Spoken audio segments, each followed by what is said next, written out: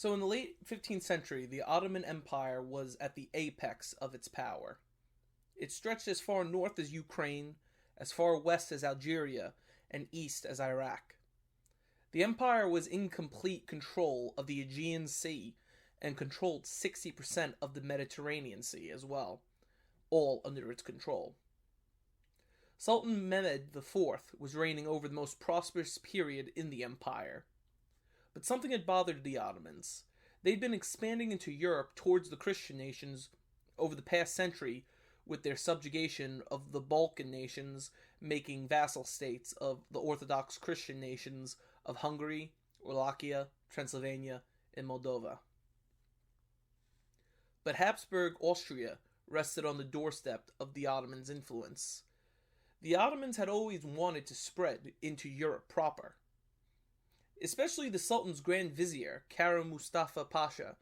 A Grand Vizier was sort of the Prime Minister, like the Chief Minister of the Sultan. He, of course, knew the Sultan had ambition. He also knew that the warring states of Europe had weakened the powerful Austrians.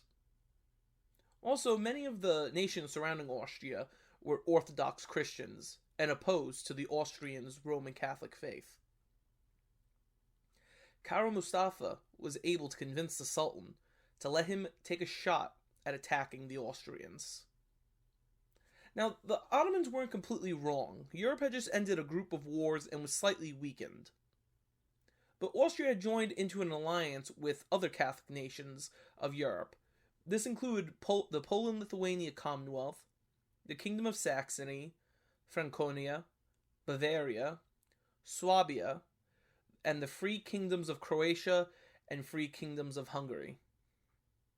Now, technically, Spain, who was a hereditary enemy of the Muslim nations, who took the Iberian Peninsula back from the Moors, also supported the League, and so did the city-state of Venice. The leader of the Catholic League, or what later became known as the Holy League, was the Habsburgs, who were the foremost power in Europe.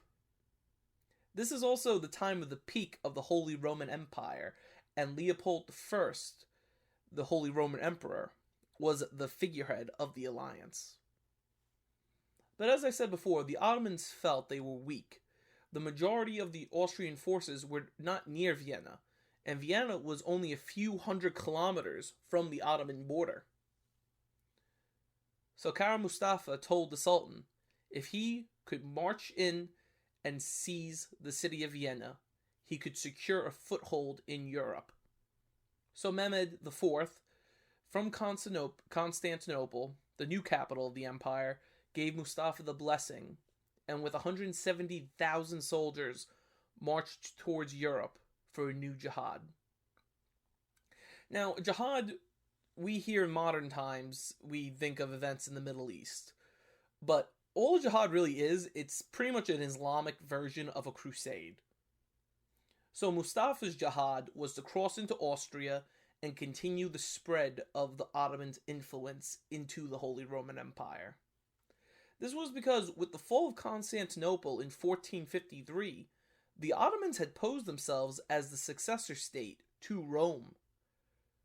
Which, honestly, overall, they held most of Rome's southern and eastern provinces.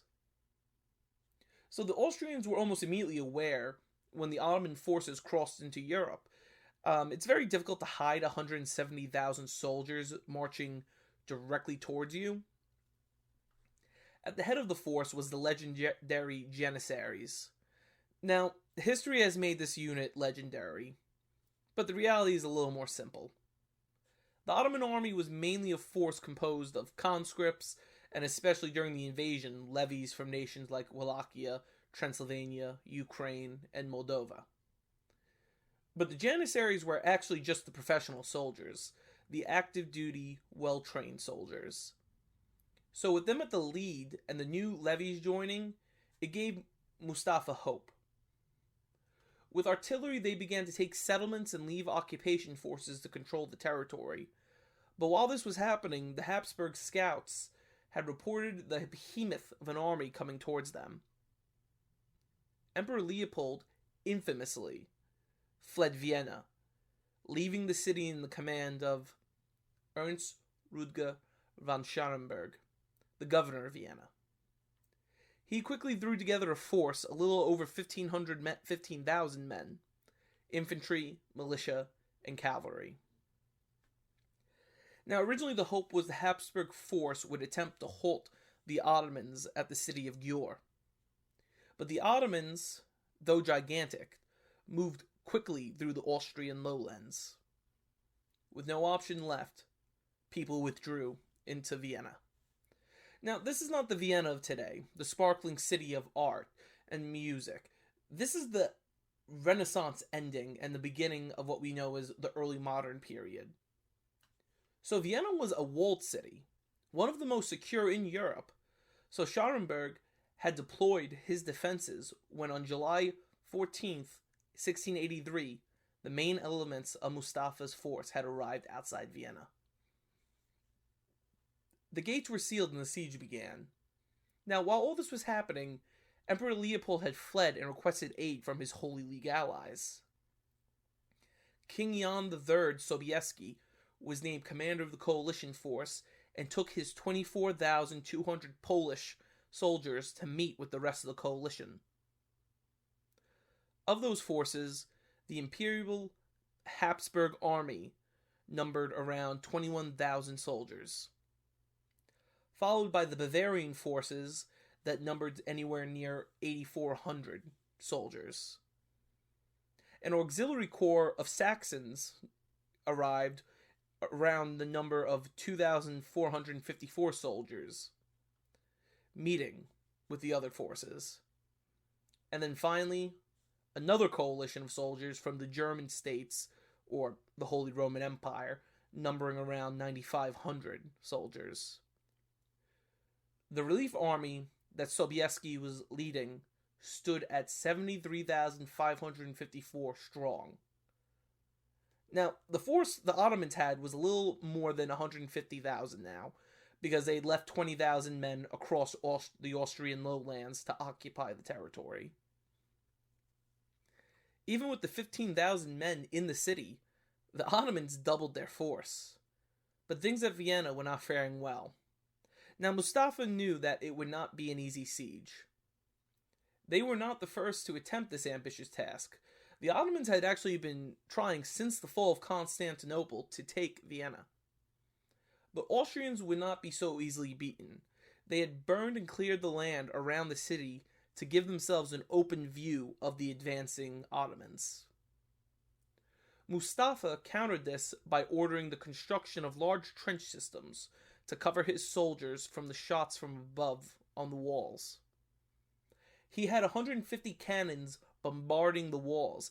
Now, again, this was a new thing. No one had ever seen that much artillery on a single battlefield or on any ground.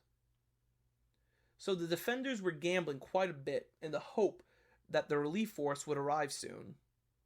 Mustafa, though, knowing that Europe would rally against them, was quickly trying to take the city.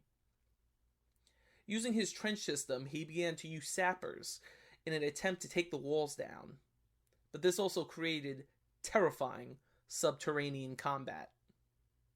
The Austrians also began to dig under the walls as well, fighting the Ottoman sappers below the earth of the walls. A famous incident happened when the sappers were laying explosives and fighting broke out. The soldiers on both sides, Ottoman and Austrian, backed away, fearful of the explosion killing everyone. One sapper unit actually got through and blew a large part of the wall that the Janissary Corps was sent to seize. However, the city would hold. For over a month, the siege would continue, and the people of Vienna would suffer from the siege. But then something happened. On September 12th, Mustafa's greatest fear occurred. The coalition army had finally arrived and was deploying. He quickly was sending troops to engage the deploying relief force in a hope to slow them down, give him as much time as he needed to finally finish off Vienna. But one of the most legendary things in world history was about to occur. 18,000 cavalry was attached to the League's army. Sobeiski instructed his cavalry, the famous Winged Hussars, to lead the assault's center. Now, throughout the 12th, the coalition forces were deploying and engaging with Mustafa's counterattacks, but Sobieski knew what the killing blow would be. At the head of his Winged Hussars at 6 o'clock p.m., he led the largest cavalry charge in world history down the ridges and hills north of Vienna, striking into Mustafa's defenses. Now, if this sounds familiar, it's because for those of you that are Tolkien fans or seen Return of the King film, this is very similar to the Battle of Pelennor Fields. Tolkien actually took inspiration for his 7,000 Rohirrim from the 18,000 Holy League cavalry. Now, if you'll imagine, if you have seen the movie, that's 7,000 horsemen, and it blocks out the horizon. In real life, it was 18,000 horsemen, led by Sobieski, and the entire field for the Ottomans would have disappeared under the weight of cavalry. Meanwhile, other League forces would move in to crush the now in chaos Ottoman forces. The entire Ottoman army then caved in on itself. Thousands of troops fled. Mustafa himself fled back towards Belgrade, where the Sultan had arrived to overview the campaign.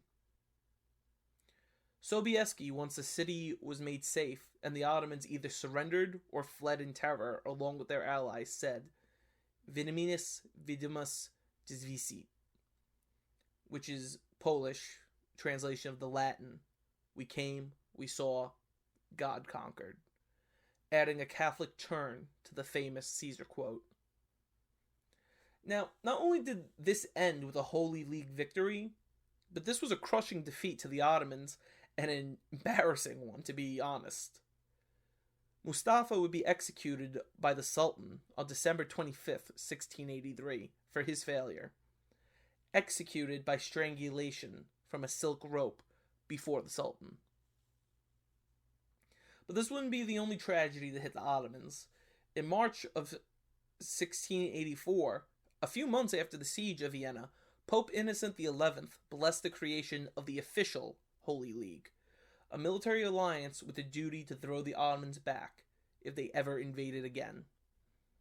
But also, the Polish and the Habsburgs began to invade the Ottoman holdings. The Sultan's forces were so weakened from the Siege of Vienna that the Austrians struck hard into the Balkans, securing the remainder of Hungary, Transylvania, and many of the southern Baltic kingdoms. Jan Sobieski and the Polish were very happy to seize Podolia. Mehmed IV would die before his conflict ended. His grandson, ironically named Mustafa II, would be the Sultan who ceded the land to the League. This is quite possibly one of, if not the greatest events of the early modern period.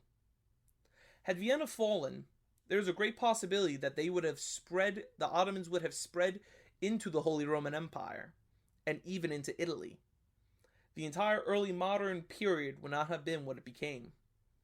There would be no Enlightenment, no colonial era.